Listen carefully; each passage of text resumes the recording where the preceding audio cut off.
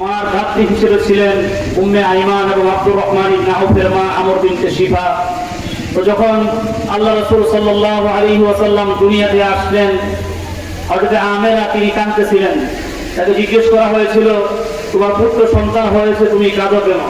হযরত আমেনা বলেছিলেন যে এই যে সন্তান হলো, সন্তান জন্ম নেওয়ার পরে তার পিতা তাকে চুমো খায়, আদর করে, লালন পালন করে, কিন্তু এই ছোট বাচ্চার তো তার আব্বা দুনিয়াতে নেই।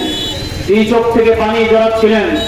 যার সন্তান মুহাম্মদ আরবি সাল্লাল্লাহু আলাইহি ওয়াসাল্লামের মা, তিনি চোখ থেকে পানি জড়াচ্ছিলেন এবং তার দাদা আব্দুল মুত্তালিব আল্লাহ রাসূল সাল্লাল্লাহু আলাইহি ওয়াসাল্লামের 6 মাস বয়সের সময় সেই খানা এবং খাবার সামনে তুলে ধরে কাঁদতেছিলেন, কেউ তো দুধ পান করার জন্য নিল না। যার সন্তান, যার নাতি, তারা সেদিন আল্লাহ রাসূলের জন্মদিন চোখ থেকে পানি জড়িয়েছিল। অত্যন্ত দুঃখজনক হলেও সত্য, ১,৫০০ বছর পরে এসে আমার নগরাতে কিছু ওষুধের ব্যবসায়ী তারা আল্লাহ রাসূলের জন্মকে আনন্দ উৎসবের তালিকা বানিয়ে বিয়ের আয়োজন করে, হে দুনিয়া নগরার মুনাফিকরা, তোমার মহব্বত আল্লাহ রাসূলের মায়ের মহব্বতের থেকে বেশি না, তোমার মহব্বত আল্লাহ রাসূলের পিতার দাদার মহব্বতের থেকে বেশি না। যদি সত্যি মহব্বত করে তাহলে এই দিনে আয়োজন করে নাই। আজকে তোমাদের আয়োজনের দ্বারা প্রমাণ হয়ে গেছে তোমরা বরং মহব্বত না, বরং ধান্দা বলে তোমরা মহব্বত করো। সত্যি যদি মহব্বত করতে তাহলে তোমাদেরকে আমরা দুঃসময় রাজপথে পেতাম।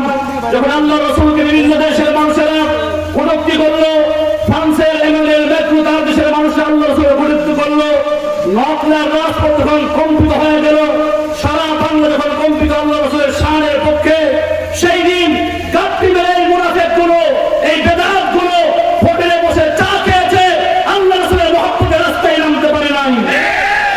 আজ তোমরা মহব্বতের বহিঃপ্রকাশ দেখাও। যখন রাসূলকে কটূক্তি করে বাংলার জমিনে নাস্তিক, মুরতাদ, রামবাম করে বিভিন্ন কিছু করেছিল, হেফাজতে ইসলাম বাংলাদেশ গড়ে থাকতে পারে নাই। নিজের টাকা খরচ করে নিজের সন্তানকে আত্মবলিদান দিয়ে রাজপথে এসেছিল, সেদিন তোমরা আল্লাহ রাসূলের মহব্বতের রাস্তায় নামতে পারো নাই। তোমরা জানো আজকে রাস্তায় নামলে হয়তো জীবন দিতে হবে, হয়তো জীবন চলে যাবে। তোমরা জীবন দেওয়ার আশেক না, তোমরা মিষ্টি খাওয়ার আসে, তোমরা বিয়ে দিয়ে খাওয়ার আসে। যারা নবীর দুঃসময়ের ভিতরে নবীর গালি দেওয়া হয়, নবীর যখন কটূক্তি করা হয়, তাদেরকে যখন রাস্তায় পাওয়া যায়, তারাই এই দুনিয়াতে প্রকৃত আশেক আর সুন্নি।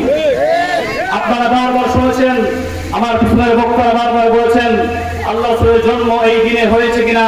এই উলামায়ে কেরামের বিশাল ইখতিলাফ রয়েছে। ৮ এবং ৯ তারিখেই বলা হয় ওই দিন আল্লাহ রাসূলের জন্ম, কিন্তু আল্লাহ রাসূল সাল্লাল্লাহু আলাইহি ওয়াসাল্লাম যে এই দিন ১২ রবিউল আউয়াল ইন্তেকাল করেছেন, কোনো ঐতিহাসিক বলে এখানে দ্বিমত নাই। আল্লাহ রাসূল এই দিন মারা গেছেন। আল্লাহর নবী যেদিন মারা গেলেন, আল্লাহর নবী মারা যাওয়ার পরে তার মেয়ে হযরত ফাতেমা নবীর লাশের পাশে দাঁড়ায় আরবি কবিতা পঙ্ক্তি করেছিল, সুব্বাত আলাইয়া মাসাইবুন লাউ আন্নাহা সুব্বাত আলাল আইয়ামি সিরনা লায়ালিয়া। হে দুনিয়ার মানুষ, আমার আব্বার ইন্তেকালে আমার ভিতরে এত কষ্ট দুঃখ আছে, সুব্বাত আলাল আইয়ামি সিরনা লায়ালিয়া। এই দুঃখ কষ্ট যদি দিনের উপরে ছেড়ে দেওয়া হয়তো তাহলে দিন রাত হয়ে যেত। আল্লাহ রাসূলের মহব্বতে সাহাবায়ে কেরামদের কানে খবর গেছেন রাসূল দুনিয়া থেকে চলে গেছেন। সহিহ বুখারীর riwayat, তিনি দোয়া করেছেন, আল্লাহ যেই চোখ দিয়ে রাসূলকে দেখবো না, এই চোখের কোনো প্রয়োজন নাই, আল্লাহ তাআলা সেই সাহাবীর চোখকে উঠায় নিয়ে গেছেন। এই ছিল সাহাবায়ে কেরামের মহব্বত। তোমার ওযু গোসল ঠিক নাই, তোমার দাড়ি ঠিক নাই, তোমার বউ বেপরদায় চলাফেরা করে, তোমার বিবি আশা ব্যাংকে বেপরদায় গিয়ে কিস্তির জন্য চলে যায়, আর তুমি দাবি করো আশিক রাসূল। এই ভণ্ডামি বাদ দেন। গত বছর এখানে প্রোগ্রাম হয়েছিল, প্রোগ্রামের পরবর্তী সময় আমরা দেখেছিলাম মুফতি সাইয়্যিদ সাহেব এই মসজিদে জুমার নামাজ পড়ান, তাকে বিভিন্ন কটু কথা আপনারা বলেছেন। এইবার এই প্রোগ্রামের পরে এই ঘরে ঘরে কোন আহলে হক উলামায়ে কেরামের দিকে কোন বেদাতি চোখ রাঙিয়ে তাকাবার চেষ্টা করে, আমরা এমন কোন পদক্ষেপ নিব, গোড়াগাঁও মুড়ে আসবেন দূরের কথা, নকলাই থাকার সুযোগ থাকবে না। এজন্য সবাই থাকতে সাবধান হয়ে যান।